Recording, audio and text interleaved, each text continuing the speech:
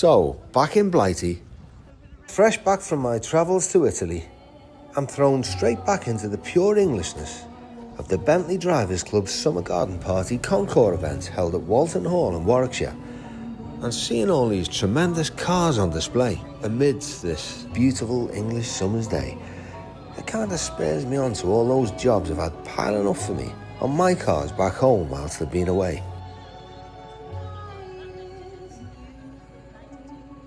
So look at this amazing Bentley S1. I think they call this a 4-light because it's got the 4 windows and the small quarter light at the back, but it's not actually a separate quarter light. I mean, I don't know much about these, but apparently this has been in the same family since brand new. It's still with the original owners. Unbelievable. It belongs to the father of the guy who's brought it here. I mean, you know, when you think of the age of the car, look how well it sits, how perfectly it sits. It's not sagging at the back. You look at the door shuts, absolutely perfect. The paint is immaculate. What a beautiful colour. It's like a very, very dark blue. Almost looks black, but it's not. I love the way it doesn't have the chrome around the rear window as well. It's just really crisp and really...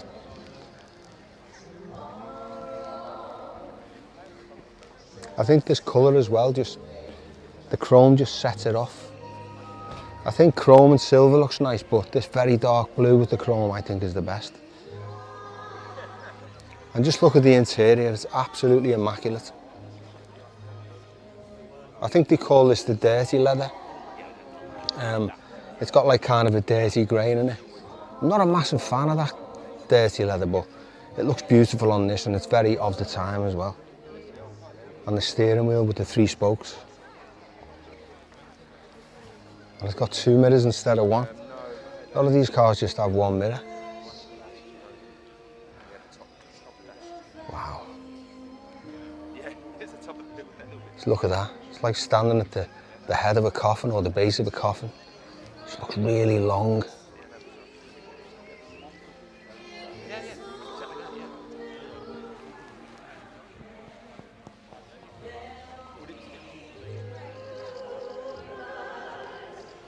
But for those of you who'd like to see a lot more of these cars in more detail and who came out the overall winner, I'll be posting more of my day in an exclusive members episode later on.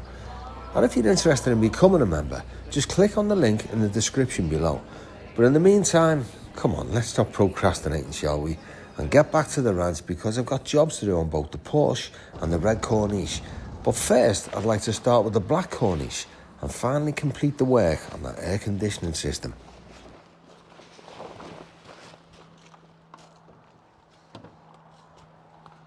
We're back on the Rolls-Royce Corniche today, as you can see. Now, a couple of months ago, I ordered the full kit to upgrade my air conditioning system from IntroCar. And at the time, I fitted the new compressor, I fitted the new condenser, I fitted various hoses, and I really didn't want to attempt the rest of it. You see, in the kit, within the kit, there was a throttle control valve, there was the vacuum valve which goes here, and because of where they're situated, I really didn't want to have to strip out the brake reservoir and the wiper motor and various other gubbanses. I mean, that was literally a day's work to take that out and put it back together again, and I just didn't have time. So I thought, you know what that's saying? If it ain't broke, don't fix it. Well, yeah, you guessed it. It came back to bite me on the arse, because a couple of weeks ago, it started leaking out of the suction valve on the left. So yeah, there's only one thing for it, you know, for one, air conditioning this beautiful hot weather. And that's to complete the job and just finish what I started. So yeah, I'm going to try and attempt to do it by keyhole surgery rather than take everything out. So let's see how I go. Whether that's a good idea or a bad idea, that remains to be seen. So yeah, I think there's only one thing left to do as always. Let's get stuck in. So once the system has been safely emptied of its remaining gas, I can begin to dismantle that suction throttling valve.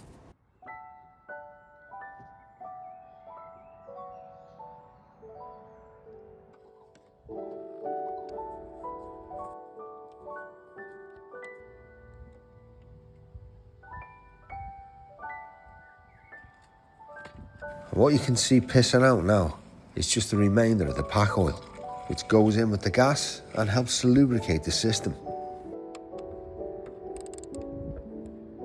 But first, I have to remove a few other bits and bobs and electrical gubbinses just to even access it.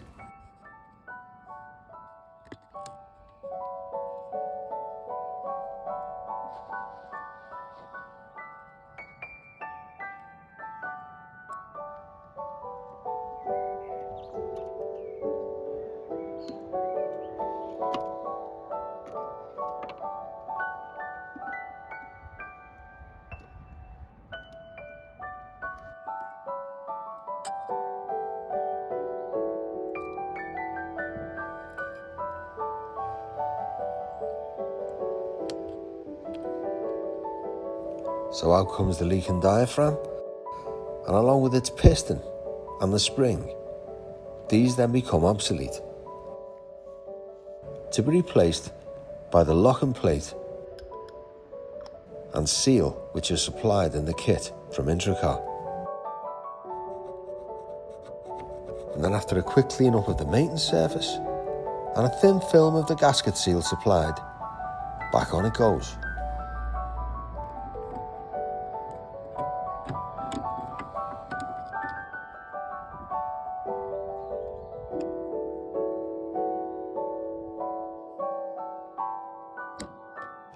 One down, one to go.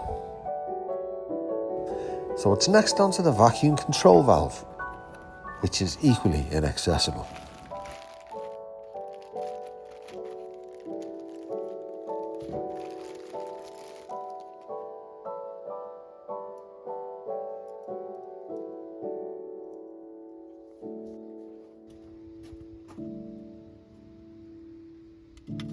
And believe it or not, this is where I have to remove it from and then refit it. And just to get in there, I've had to make this makeshift tool out of one of my good spanners. Never mind.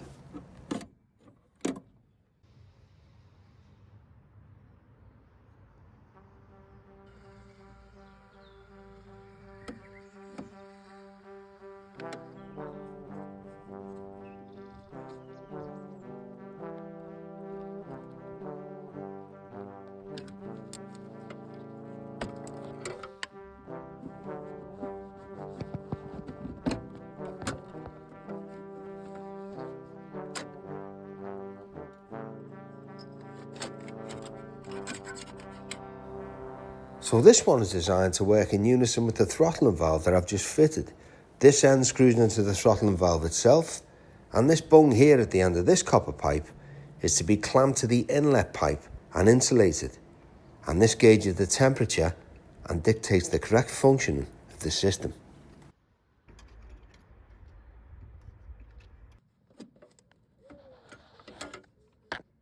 The copper bung or thermometer is clamped to the inlet pipe here and will be covered and insulated with a thick black tar tape, which enables it to give an accurate temperature reading. And here you can see where the other copper pipe goes into the throttling valve itself. I've fit new O-rings. You know, it's been pretty drawn out, this job. I suppose the lesson to be learned is when you've got a system as old as this, just replace all the parts as new, run a systems check on it, make sure there's no leaks, get it gassed up, and hopefully you're done. Otherwise, if you try to cut corners, you can just end up chasing your tail, like me. Anyway. So I'm going to button everything back up again and hope for the best.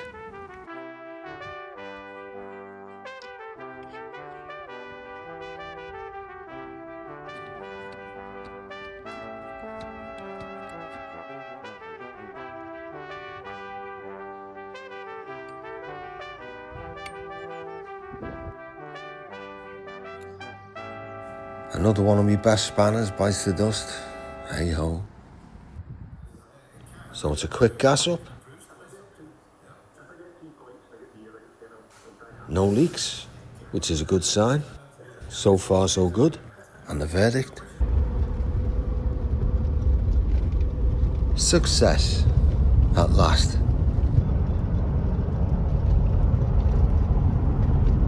So to the next job on the list. So remember the red Corniche? Remember I took it for a test drive a couple of weeks ago? Well, it drove lovely. So it was a success. You know, it was nice and smooth, no leaks. But it did cut out a couple of times. So eventually, I traced it back to a bad battery head. I mean, just look at the state of this. So, off it comes.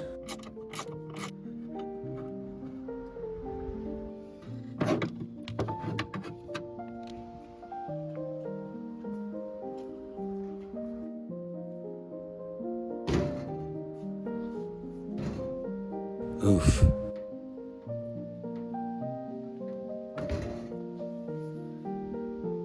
And after a little bit of improvisation from one that I find in the drawer, this one's good because it's filled with copper wire instead of the usual silver.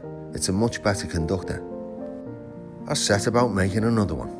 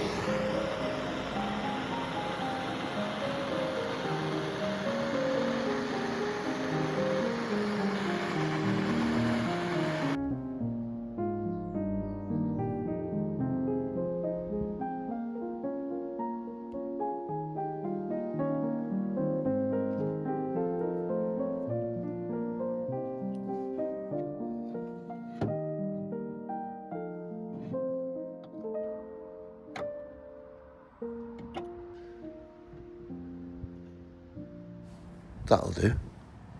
Another job ticked off the list.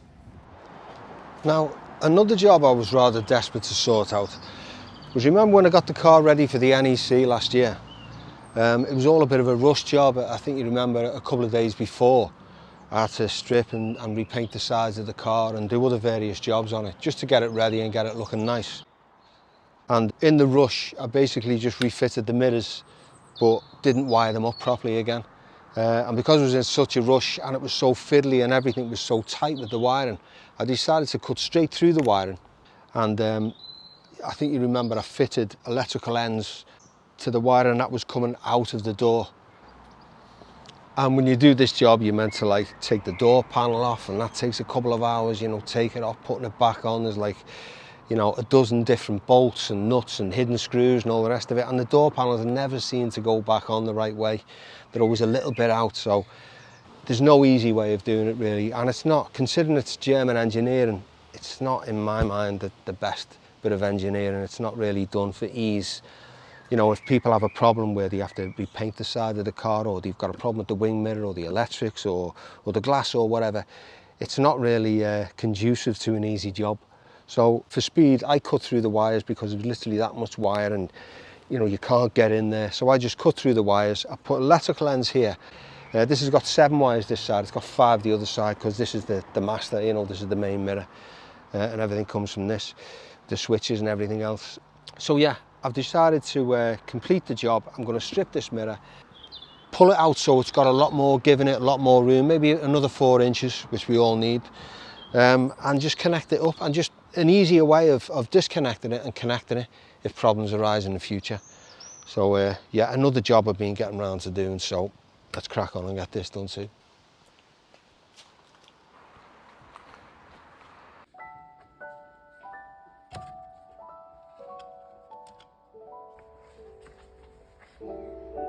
And once the ends are securely on, I've finished them all off with some protective heat shrink wrap, just to be on the safe side.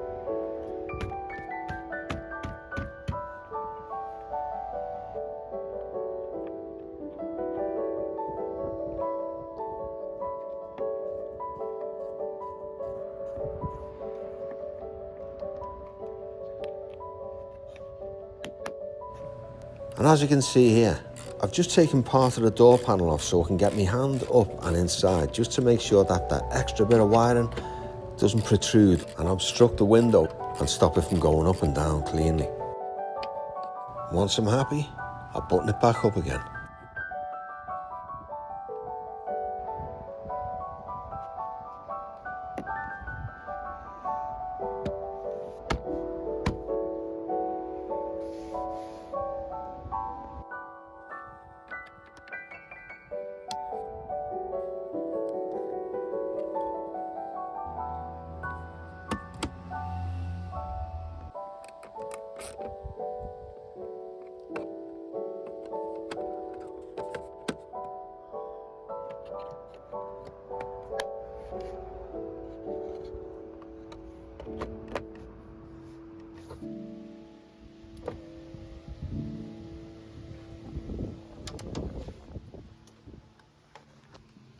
That'll do.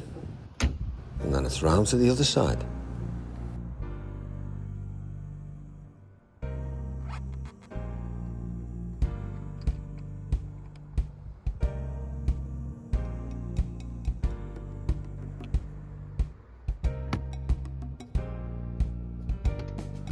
Quick test, just to make sure I'm happy.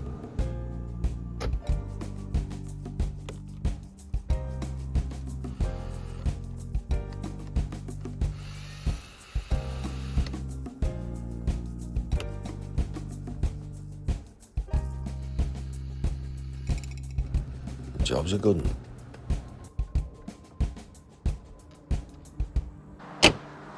Now another thing I'd like to take a look at is the opening of the tailgate. Now if you're familiar with these cars, you've got a knob on the left hand side and on the right hand side by the driver's seat.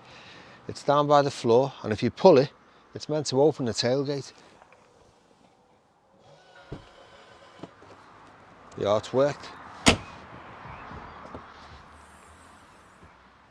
Now, the problem is it doesn't always work, especially on the driver's side. That was intermittent a while back and it hasn't worked for a while now. And I think it must be something like a loose connection, so I'm going to take it all apart and take a look and see what we've got. It's getting a bit chilly now.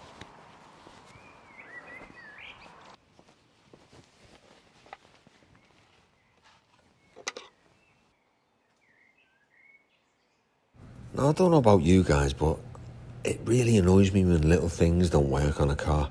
And if it's something that can be addressed, then just do it. Just get it so everything works and everything does what it's meant to do.